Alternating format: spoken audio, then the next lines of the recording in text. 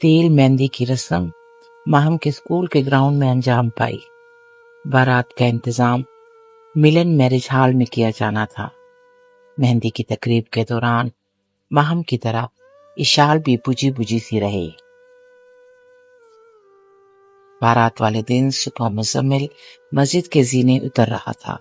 हजार कोशिश के बावजूद वो अपनी नजर नहीं रोक सका। नजर उठी, वो हमेशा की तरह खिड़की में खड़ी थी। उसकी आंखों में नूर की बजाय जुल्मत थी। उदासी के साथ साथ वीरानी भी थी। माहम हाथों में मेहंदी रचाए, कलाइयों में गजरे पहने, गले में माला डाले, मेहंदी के पीले जोड़े में मलबूस थी। वो मनमोहनी सी लड़की माहपारा लग रही थी। ये तो उसका जाहिर था। असल में मेहंदी की ठंडक के बजाय उसे तपिश महसूस हो रही थी। कलाइयों के गजरे हथकड़ियां लग रही थी। गले की माला फांस वाली रस्सी जैसी थी। पीला लिबास उसके नजदीक उसे मातमी लिबास की कैफियत में मुब्तला किए हुए था। चंद्रमुखी की तरह नजर आने वाली माहम उस वक्त अंदर से पारा नहीं बल्कि पारा पारा हो चुकी थी। मुजम्मिल और माहम के माबैन कोई मिसाक, कोई मुआहदा तय नहीं था। उसके बावजूद वो दोनों अपने अपने महाज पर मुजरिम बने खड़े थे। किसने किस को मजरूह किया ये मौमा था, फिर भी वो दोनों मुस्तरब थे। मुलाकात के बगैर सिर्फ मोहब्बत की मार्फत से उन दोनों के जिस्म मुअत्तर हो चुके थे। उस मुसाफत के दौरान उन्हें मोहब्बत की महक तो मैसर आई, पर मोहब्बत की मंजिल नहीं मिली। उनके मिलन की कोई सूरत नजर नहीं आ रही थी। मेहंदी की तकरीब के बाद से माहम खिड़की में मुजस्मा बनी खड़ी थी। रात भर वो सुबह का इंतजार करती रही। जिसके इंतजार में वो खड़ी थी वो उसके सामने था। वो अपने निकाह से पहले शायद आखिरी बार उसे देख रही थी। मुजम्मिल ने भी उस लम्हों के अंदर अंदर सदियों जैसा देख लिया। उसके दिल में पता नहीं क्या बात आई। वो वापस मस्जिद के अंदर चला गया। चंद मिनटों के बाद वापस आया। माहम वहीं खड़ी थी। मुजम्मिल ने उसे हमेशा की तरह एक नजर देखा और नजरें झुकाए अपनी गाड़ी में बैठकर लाहौर चला गया। अब जागने की बारी मुजम्मिल की थी। वो रात भर अपने टेरेस पर सिपा का इंतजार करता रहा। खुली खिड़की को देखने वाली मुश्ताक आंखें इस बार मुजम्मिल की थी। उसके जहन में कुछ नहीं था सिवाय उस खिड़की के कि वो जल्द अज जल्द उस खिड़की को देखना चाहता था। नमाज से पहले देखने की इजाजत उसको नहीं थी। मुजम्मिल गर्दन झुकाए गली से गुजर गया। उसके दिल में खिड़की का कोई ख्याल नहीं आया। उसने खुशू व खुजू से नमाज अदा की। सब नमाजियों के जाने के साथ ही आज पहली बार हकीम साहब भी चले गए। हकीम साहब के जाने के कुछ देर बाद वो हस्बे मामूल उठा और मस्जिद के बैरूनी दरवाजे की तरफ कदम बढ़ाए। उसे कभी भी मस्जिद की हदूद में खिड़की या खिड़की वाली का ख्याल नहीं गुजरा। उस दिन भी ऐसा ही हुआ था। मुजम्मिल ने सीढ़ियां उतरनी शुरू की। नजर उठाई, खिड़की खुली थी। माहम दुल्हन बनी खिड़की में खड़ी थी। मुजम्मिल ने हमेशा की तरह एक नजर देखने के बाद अपनी नजरें झुका ली। मुजम्मिल की आंखों में बुझे दीप जल उठे। होंठों पर मुस्कुराहट लौट आई। दिल से धक धक की आवाज आने लगी। दिल की धक धक दिमाग से बर्दाश्त नहीं हुई। दिमाग कहने लगा, मुजम्मिल, खुली खिड़की के पीछे दुल्हन खड़ी है। खुश होने के बजाय पता तो कर लो कि वो किसकी दुल्हन है। दिल ने हुक्म दिया, मुजम्मिल साहब, नजरें उठाओ और दोबारा देख लो। मेरा धड़कना बेवजह नहीं होता। मेरी धड़कन जिंदगी की अलामत है। नजरें उठाओगे तो बेअदबी हो जाएगी। दिमाग ने जल्दी से मैसेज दिया। उसी लम्हे दिल ने भी सदा लगा दी, मिस्टर ब्रेन, आप अक्ल वालों के साथ खड़े होते हैं और मैं इश्क वालों का साथी हूँ। मुजम्मिल साहब, तुम नजरें उठा दो। मुजम्मिल ने नजरें उठाकर देखा। माहम के चेहरे पर अजीब तरह की मुसर्रत थी। वो थोड़ी देर उसे देखता रहा। आंखों की गुफ्तगू से दिलों को सुकून मिल गया। मुजम्मिल को गली में खड़े होकर मजीद इस तरह देखना गैर मुनासिब लगा। वो नजरें झुकाकर अपनी गाड़ी की तरफ चल दिया। बेटा अंदर चले आओ, मरियम बीबी ने बड़े एतमाद से कहा, जो अपने दरवाजे पर खड़ी थी। मुजम्मिल घर के अंदर दाखिल हो गया। ड्राइंग रूम में एक आदमी व्हील चेयर पर बैठा हुआ था। उसके सामने हकीम, अकील अंसारी, गुलाब खान और शुमाइल का शोहर शराफत बैठे हुए थे। दूसरे सोफे पर चंद औरतें थीं, जिनमें वो मोमना, इशाल, शुमाइल, शाहिदा बीबी और एक तरफ उरूसा व्हील चेयर पर बैठी थी। जवान, मेरी बेटी से शादी करोगे? चौधरी शमशाद ने गरजती हुई आवाज में पूछा। इससे पहले मुजम्मिल कुछ कहता, ड्राइंग रूम में माहम दुल्हन के लिबास में मलबूस दाखिल हुई। मुजम्मिल ने हैरानी से चौधरी शमशाद की तरफ देखा। जवान, मेरी बेटी माहम से शादी करोगे? चौधरी शमशाद उसी अंदाज में दोबारा बोला। जी, मुजम्मिल ने माहम की तरफ देखकर कहा। हक महर में क्या लिखवाओगे? चौधरी शमशाद ने बेधड़क होकर कह दिया। ये वाली फैक्ट्री लिख ले। मुजम्मिल ने हतमी अंदाज में जवाब दिया। माहम ने मुजम्मिल की तरफ देखा। ड्राइंग रूम में मौजूद सब लोगों ने बारी बारी एक दूसरे की तरफ निगाह डाली। उनके चेहरों पर मिली जुली कैफियत थी। खुशी के साथ साथ हैरत भी नुमाया थी। हकीम साहब बिस्मिल्लाह करें। चौधरी शमशाद ने निकाह पढ़ाने का फरमान जारी कर दिया। हकीम साहब बिस्मिल्लाह करें। पिछली रात भी चौधरी शमशाद ने ऐसे ही कहा था। चौधरी शमशाद, ये निकाह नहीं हो सकता। एक आदमी घन घरज के साथ बोला। क्यों नहीं हो सकता ये निकाह? चौधरी शमशाद ने ललकार कर पूछा। इसलिए कि तेरे बेटे ने मेरी बहन सुंबल से शादी कर रखी है। अब वो दूसरी शादी नहीं करना चाहता। महर सईद ने वजाहत पेश की। क्यों ओए शमून? चौधरी शमशाद ने कहरो गजब से पूछा। जी अब्बा जी, शमून ने गर्दन झुकाए फौरन इकरार कर लिया। वो एक होते थे पुत्र, फिर ये तमाशा लगाने की क्या जरूरत थी? चौधरी शमशाद व्हील चेयर पर बैठे बैठे ही आपे से बाहर हो गया था। तू मुझे पहले बता देता, बेगैरता, बेशर्मा। अब मैं सारे शरीके को क्या जवाब दूंगा? कौन करेगा मेरे मरहूम भाई की बेटी से शादी? चौधरी शमशाद ने वाबेला टाला हुआ था। खाना खोल दो। हकीम साहब ने मौके की नजाकत देखते हुए मैरिज हॉल की इंतजामिया को कह दिया। हकीम साहब खुद चौधरी शमशाद की व्हील चेयर को धक्का लगाते हुए दुल्हन के कमरे में ले गए थे। चंद मिनटों बाद ही सारा हजूम तितर बितर हो गया। शादी हो या ना हो, लोगों को खाना मिलना चाहिए। लोगों ने खाना खाया, अपने अपने हाथ साफ किए और अपने अपने घरों की राह पकड़ी। कौन करेगा मेरे भाई की बेटी से शादी? चौधरी शमशाद ने मगरमच्छ वाले आंसू गिराते हुए फिर से पूछा। एक लड़का है, मेरे रिश्ते में भी लगता है। चौधरी शमशाद ने सवालिया नजरों से हकीम साहब को देखा। वही जिसने सेठ की फैक्ट्री खरीदी है, हकीम साहब ने तसल्ली देते हुए बताया। वो इतना बड़ा आदमी है, वो क्यों करेगा शादी? चौधरी शमशाद के आंसू फौरन गायब हो गए थे। साथ ही उसने तफ्तीश भी शुरू कर दी। उसने मुझसे कहा था कि आपसे रिश्ता मांगूं। जब मैंने बताया कि माहम की मंगनी हो चुकी है, फिर वो कहने लगा, हकीम साहब आप ही मेरे बड़े हैं, आप जहां कहेंगे मैं शादी कर लूंगा। मगर फिर भी हकीम साहब, मुझे नहीं लगता वो लड़का मानेगा।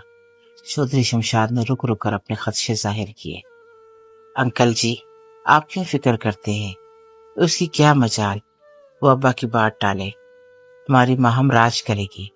उसके पास ऐसी 2 फैक्ट्रियां और भी हैं, 2 बंगले, 4 गाड़ियां और करोड़ों का बैंक बैलेंस अलग से है। इशाल ने माहम का हाथ दबाते हुए कहा। चौधरी शमशाद की आंखें खुली की खुली रह गई। उस वक्त ब्राइडल रूम में सिर्फ 5 अफराद थे। 5वें मरियम बीबी थी, जो कुछ देर बाद आई थी। कुछ भी हो, मैं माहम की रजामंदी के बगैर हाँ नहीं कर सकता। चौधरी शमशाद ने अपना लालच छुपाते हुए संभल कर कहा। लाला जी, माहम और मुझे आपके किसी फैसले पर कोई इतराज न पहले था और न ही आइंदा होगा। आप जो भी फैसला करें हमें कबूल होगा। मरियम बीबी ने ताबेदारी के साथ साथ अपने हिस्से की ड्यूटी पूरी कर दी। तो फिर हकीम साहब, ابھی اس لڑکے کو بلائیں، ابھی کلمے پڑھا دیتے ہیں۔ اللہ اللہ، خیر صلاح۔ چودھری شمشاد نے اپنی عزت بچانے کے لیے فوراً رضامندی ظاہر کر دی تھی۔ چودھری صاحب، اس وقت غیر مناسب ہے، میں اس سے فون پر بات کر لیتا ہوں، انشاءاللہ کل صبح فجر کے بعد میں نکاح پڑھوا دوں گا، یہ میرا وعدہ ہے۔ آج آپ رات یہیں رک جائیں، گاؤں مت جائیں، کل نکاح کے بعد ہی گاؤں جائیے گا، اس طرح آپ کی بھی عزت رہ جائے گی اور شریک برادری کو باتیں کرنے کا موقع نہیں ملے گا۔ حکیم صاحب کی بات چودھری شمشاد کے دل پر جا کر لگی تھی، وہ فوراً مان گیا۔ ماہم اپنے کمرے میں آئی، اس نے جنوری کی سخت سردی کے باوجود اپنی کھڑکی بند نہیں کی۔ وہ دلہن بنی ہوئی مسجد کی سیڑھیوں کو دیکھنے لگی، جہاں آج مزمل صبح کھڑا تھا۔ اس نے ماہم کو دیکھا، نظریں جھکائی اور واپس مسجد میں چلا گیا۔ وہ واپس مسجد میں کیا لینے گیا ہے؟ اس وقت ماہم کھڑکی میں کھڑی ہوئی یہی سوچ رہی تھی۔ ہر شے من جانب اللہ ہے، یا اللہ، اے میرے مالک، میں نے تجھ سے مانگنا چھوڑ دیا تھا، آج پھر مانگتا ہوں اپنی محبت کو۔ مالک، تو مسبب الاسباب ہے، میں نہیں جانتا تو کیسے کرے گا، بس تو ہی کر سکتا ہے۔ مجھے ماہم عطا کر دے، پورے مرتبے اور مقام کے ساتھ۔ مزمل مسجد میں آنے کے بعد سجدے میں گڑ گڑا رہا تھا، اس کے اشکوں سے مسلح بھیگ گیا تھا۔ اس نے دعا مانگی، دعاؤں سے اپنی بھیگی پلکیں صاف کیں۔ سیڑھیاں اترتے ہوئے ایک نظر اپنے محبوب پر ڈالی اور لاہور چلا گیا۔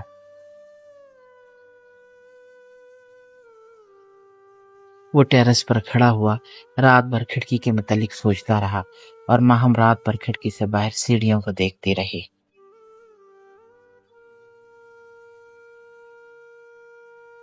فجر کے بعد نکاح پڑھا کر حکیم صاحب نے اپنا وعدہ پورا کر دیا۔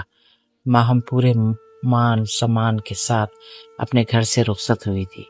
اس کے باپ کی زبان بھی جیت گئی اور ماہم نے اپنا محبوب بھی پا لیا تھا۔ وہ اس کے ساتھ دلہن بنی گاڑی کی فرنٹ سیٹ پر بیٹھ گئی۔ مزمل کی سفید مرسیڈیز اس بار دلہن کی طرح سجی نہیں تھی۔ سجاوٹ کا کام فجر کے بعد ہی سے ماڈل ٹاؤن میں شروع ہو چکا تھا۔ پچھلی رات کے واقعے کے بعد حکیم عاقل انصاری نے اپنے خالہ ممتاز بیگم کو ساری صورتحال سے آگاہ کر دیا تھا۔ ممتاز بیگم نے خود ہی خوشی خوشی حکیم صاحب کو ماہم اور مزمل کے نکاح کی اجازت دے دی تھی۔ ماڈل ٹاؤن میں سب کو معلوم تھا سوائے مزمل کے۔ تقریباً 400 دنوں تک چلنے والی محبت کی یہ کہانی اب 72 کلومیٹر کی مسافت طے کر رہی تھی۔ مزمل چپ چاپ گاڑی ڈرائیو کر رہا تھا اور ماہم اس کے پہلو میں بیٹھی تھی۔ خاموش محبت کے کردار اب بھی خاموش ہی تھے۔ دونوں چور نگاہوں سے ایک دوسرے کو دیکھ رہے تھے۔ بات کرنے کی ہمت دونوں میں نہیں تھی، یا پھر ان دونوں نے کوشش ہی نہیں کی، یا پھر وہ دونوں ہی لکھنؤ کے نوابوں جیسے تھے، اس کی خبر مجھے بھی نہیں ہے۔ مزمل کے ہارن دینے سے پہلے ہی گھر کا مین گیٹ کھل گیا۔ وائٹ مرسیڈیز چلتی ہوئی گھر کے داخلی دروازے پر جا کے رکی۔ ایک طرف بلکیس اور باجلہ کھڑی تھی، دوسری طرف باسط اور بینش کھڑے تھے۔ چاروں کے ہاتھوں میں گلاب کی پتیوں سے بھری ہوئی پلیٹیں تھیں۔ مزمل گاڑی سے اترا، اس نے جلدی سے ماہم کا دروازہ کھولا اور اپنا دایاں ہاتھ ماہم کی طرف بڑھایا۔ ماہم نے پہلے مزمل کے بڑھتے ہوئے ہاتھ کو دیکھا، پھر ایک نگاہ اپنے محبوب پر ڈالی۔ وہ نکاح کے بعد اپنے مجازی خدا کو پہلی بار چھونے والی تھی۔ اس نے مسکراہٹ دباتے ہوئے اپنا ہاتھ مزمل کے ہاتھ میں دے دیا۔ گاڑی سے اترنے کے بعد ان کو 4 سیڑھیاں چڑھنی تھی۔ ماہم کو یاد آیا مسجد کی بھی 4 ہی سیڑھیاں تھیں جو گلی کی طرف اترتی تھی۔ آخری سیڑھی پر پہنچ کر ان دونوں نے ایک دوسرے کی طرف دیکھا۔ سامنے ان کی راہوں میں گلاب کے پھول پتیوں کی شکل میں بکھر کر لیٹے تھے۔ مزمل ان گلاب کی پتیوں پر پاؤں رکھنے ہی لگا تھا۔ ماہم نے اس کا ہاتھ دبایا اور مزمل کی طرف دیکھا۔ مزمل نظروں کا حکم سمجھ گیا۔ مزمل نے اپنے لیدر کے شوز اتار دیے۔ ماہم کے ہونٹوں پر میٹھی مسکراہٹ نے انگڑائی لی۔ اس نے بھی اپنی ہیل والی سینڈل اتار دی۔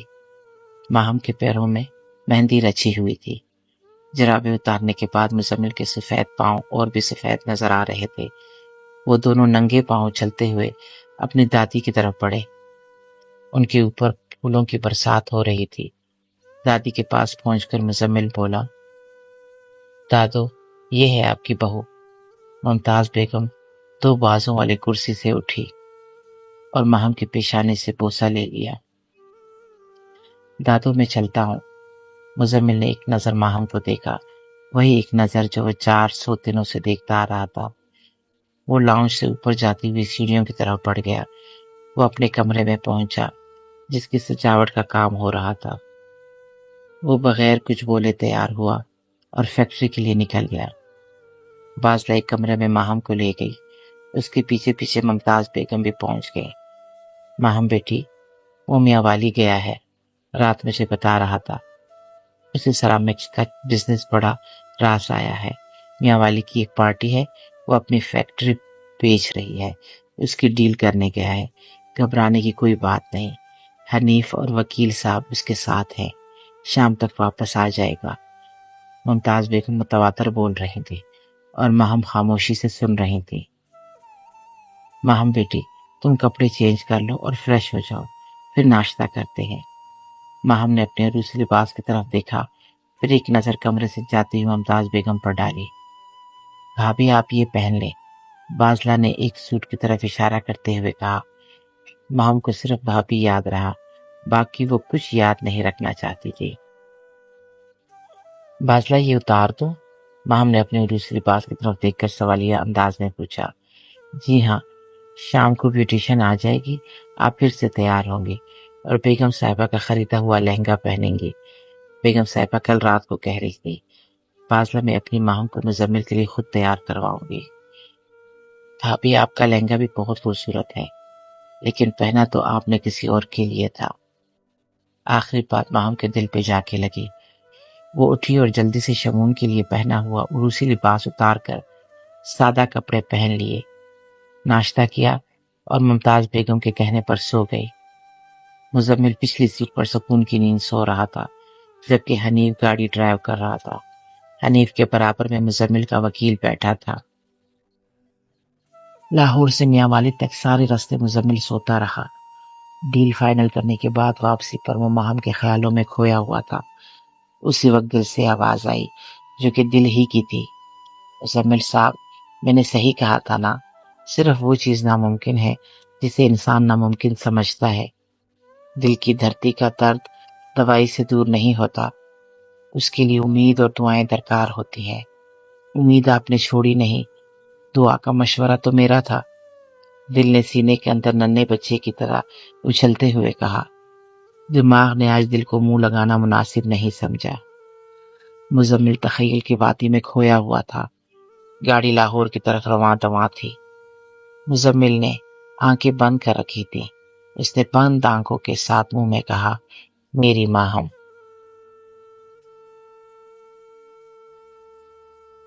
ماہم کے اٹھنے سے پہلے اسے تیار کرنے والی بیوٹیشین اپنی 3 رکنی ٹیم کے ساتھ آ چکی تھی۔ انہوں نے ماہم کو پھر سے تیار کیا مزمل کے لیے۔ مزمل بھی گھر واپس آ چکا تھا۔ عشاء کی نماز پڑھنے کے بعد مزمل تیار ہو کر نیچے آیا۔ وہ شلوار قمیض میں ملبوس تھا، گلے میں پھولوں کی مالا۔ مزمل سادگی کے باوجود پروقار نظر آ رہا تھا۔ ماہم دلہن بنی ہوئی لاؤنج کے صوفے پر بیٹھی ہوئی تھی۔ ممتاز بیگم نے مزمل کو اس کے پہلو میں بیٹھنے کا حکم دیا۔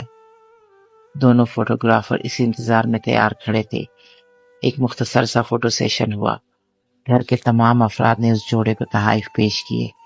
اس کے بعد ممتاز بیگم نے مزمل کو حکم دیا کہ تم دلہن کو اپنے کمرے میں لے جاؤ۔ مزمل نے ہاتھ بڑھایا، ماہم نے جلدی سے اس کے ہاتھ پر اپنا ہاتھ رکھ دیا۔ مزمل اسے اپنے بیڈ روم میں لے گیا۔ مزمل کا بیڈ روم دیکھنے سے تعلق رکھتا تھا، ہر چیز امپورٹڈ، اوپر سے بے شمار پھولوں کی سجاوٹ۔ مزمل نے ماہم کو اپنے بیڈ کے پاس لے جا کر بیٹھنے کا اشارہ کیا۔ ماہم کمرے کو دیکھتے ہوئے بیڈ پر بیٹھ گئی۔ دوسری طرف سے مزمل اس کے پہلو میں آن بیٹھا۔ ماہم کے پہلو میں مزمل کے بیٹھنے کی دیر تھی، ماہم کے دل کی دھڑکن تیز ہو گئی۔ مزمل نے ماہم کے جھکے ہوئے مکڑے کو اٹھایا اور کہنے لگا، میرا نام مزمل ہے۔ ماہم نے سنا تو اس کے رخسار پر مسکراہٹ بکھر گئی۔ میں کل تک ماہم چودھری تھی، آج الحمدللہ ماہم مزمل ہوں۔ ماہم نے اپنے ماضی اور حال کا تعارف کرایا۔ یہ خاموش محبت کا پہلا زبانی تعارف تھا۔ مزمل نے اپنی دلہن کو ایک خوبصورت ڈائمنڈ کا نیکلس پیش کیا۔ ان دونوں نے ساری رات باتوں اور شرارتوں میں گزار دی۔ خاموش محبت کو نکاح کی برکت سے قوت گویائی میسر آ گئی تھی۔ رات بھر وہ اپنی انوکھی محبت کے واقعات کو یاد کر کر کے مہکتے رہے۔ رات کے پچھلے پہر غسل کرنے کے بعد فجر کی اذان سے پہلے مزمل اپنی محبت کا ہاتھ تھامے ہوئے اسے ٹیرس پر لے گیا۔ اس سرد رات میں نیلے آکاش پر چاند دھلے جیسا لگ رہا تھا اور تارے باراتیوں کی طرح۔ مزمل نے فلک کی طرف دیکھتے ہوئے کہا، اس وقت میں معراج کے لیے نکل جایا کرتا تھا۔ بہت کر لیا اکیلے سفر، اب میں آپ کی ہم سفر ہوں۔ ماہم نے اپنی بھوری آنکھوں سے مزمل کی کالی سی آنکھوں میں دیکھتے ہوئے کہا۔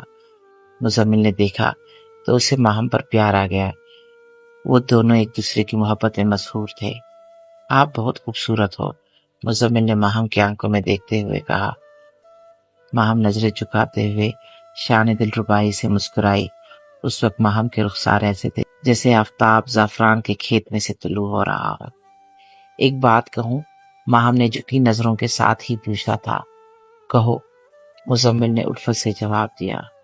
تھوڑی پرسنل ہے، ماہم نے میٹھی آواز میں کہا۔ میاں بیوی کا تعلق بھی تو پرسنل ہی ہوتا ہے، آپ اپنے والدین کو معاف کر دیں۔ مزمل نے سنجیدگی سے ماہم کو دیکھا۔ ماہم نے سنجیدگی کی آگ پر اپنی مسکراہٹ کا ٹھنڈا پانی ڈالا۔ ماہم نے مزمل کا ہاتھ اپنے دونوں ہاتھوں میں تھامتے ہوئے کہا، پلیز میری خاطر، میرا ماننا ہے سب سے بڑے عاشق تو والدین ہی ہوتے ہیں۔ وہ عاشق ہی کیا جو غلطی نہ کرے، ان سے بھی غلطی ہو گئی تھی۔ یہ سب کچھ آپ کو کس نے بتایا؟ مزمل نے بے تاثر لہجے میں پوچھا۔ ماہم کے چہرے کو پڑھتے ہوئے، حکیم چچا نے، ماہم نے دھیمی آواز میں کہا۔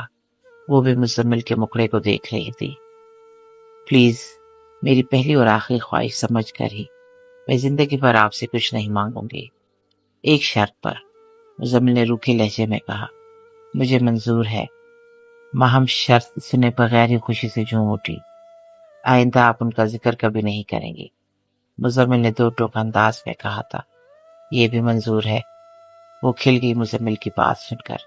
ساتھ ہی وہ مسکراتے ہوئے شکایتی انداز میں بولی، اتنا غصہ؟ ایک لمحے کے لیے تو میری جان ہی نکل گئی تھی، آپ اتنا غصہ کرتے ہیں؟